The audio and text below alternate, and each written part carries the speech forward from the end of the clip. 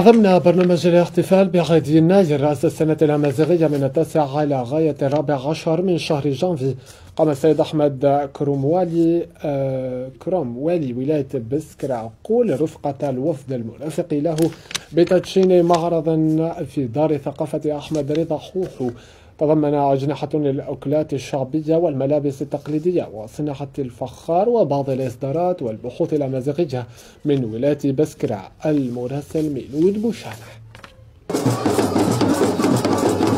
بمناسبة احتفالية رأس السنة الأمازيغية يناير 2970، قطاع الثقافة بالتنسيق مع غرفة الصناعة التقليدية والحرف بولاية بسكرة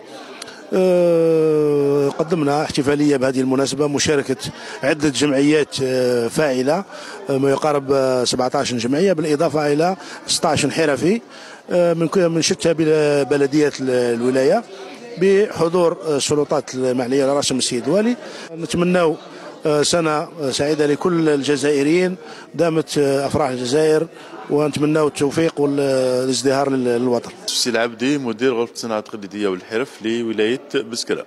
في إطار احتفالات برأس السنة الأمازيغية نظمنا معرض بهذه المناسبة مع مديرية الثقافة وكذا دار الثقافة أحمد رضا حوحو. هذا المعرض خاص بتقليدية لإبراز الموروث الحضاري والثقافي لمنطقة بسكرة. أغتنم هذه الفرصة بتقديم تحياتي لكل المجتمع الجزائري وأقول لهم أسكواس دمقاز، أسكواس يحلان، أسكواس الخير إن شاء الله يكون الجزائريين يكون حرفيين النغم.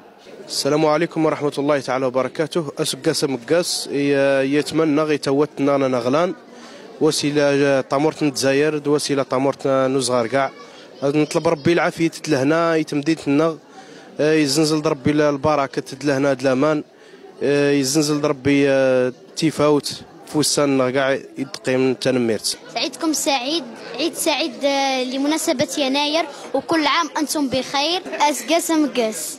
مرحبا يسون العيد نون ضم قران سقاس ذم قازي كل شوياني كل هروان الجزائر منيني مرحبا يسون ذي هنيت ذو قديني ذي دار الثقافة بسكرت يقلنا ذي الجمعية الوطنية لاكتشاف ترقية المواهب نسيد السبشار نعرض تقاليد التراث الناغ الجداد الناغ.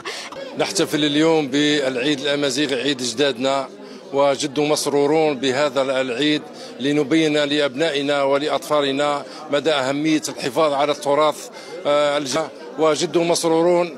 نعم إنها ريحة أجدادنا. بوعزيزي سعيدة حرفية من ولاية بسكرة بمناسبة السنة الأمازيغية.